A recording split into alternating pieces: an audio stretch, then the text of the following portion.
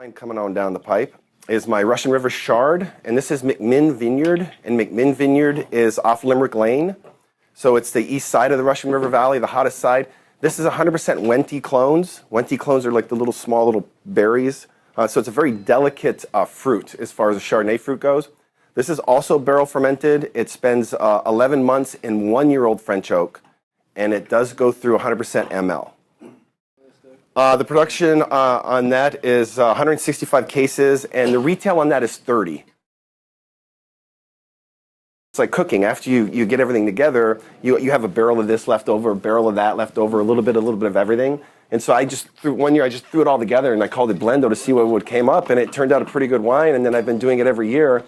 And but this 08 Blendo is by far the most complex and like complicated blend that I've put together under that label so far. Went through the Meritage at the beginning of the year, and I waxed them for you.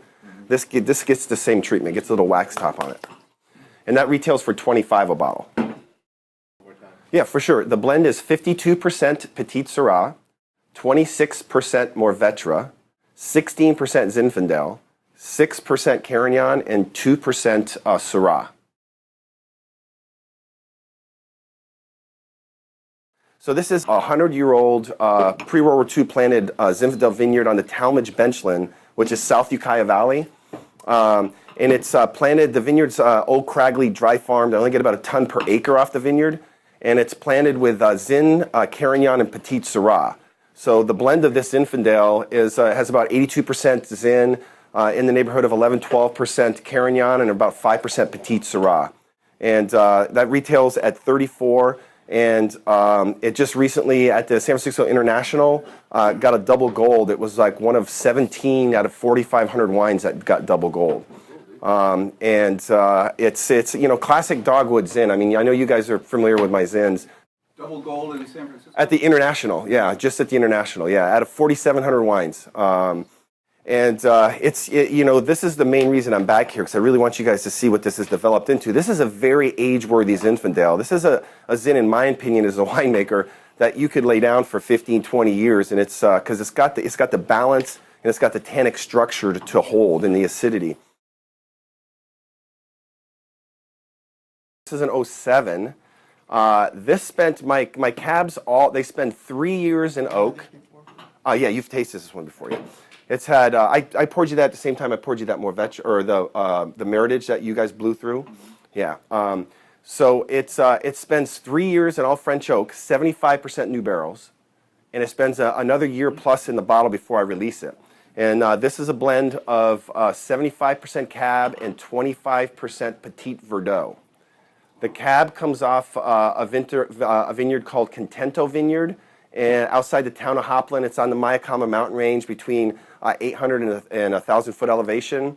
And the Petit Verdot came from a vineyard off Feely's Creek, which is to the west side of Hopland, called Bell's Echo Vineyard. And both of them obviously picked separately and aged separately. And the Cab was done in 100% new oak, and the Petit Verdot was done in 3-year-old French barrels, and I blended it later.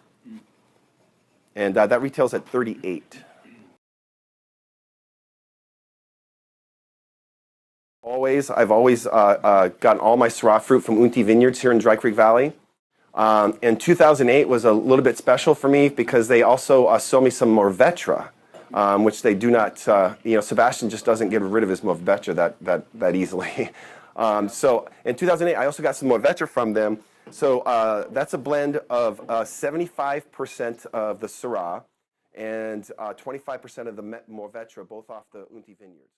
And that retails at $30. And, my Syrah is, I always think my Syrah is amazing, but for some reason, not just me as a winemaker, but, a lot of winemakers like me that love making Syrah are finding that retailers just are turned off to it for whatever reason. And I think the Syrahs are getting better and better and better, and it just seems like, my wine club goes crazy over my Syrahs, but, I go knock on some retailer's door and they're like, we don't want to be Syrah. But I go to a restaurant and the restaurant's like, wow, we want your Syrah, because it's such a food-friendly wine.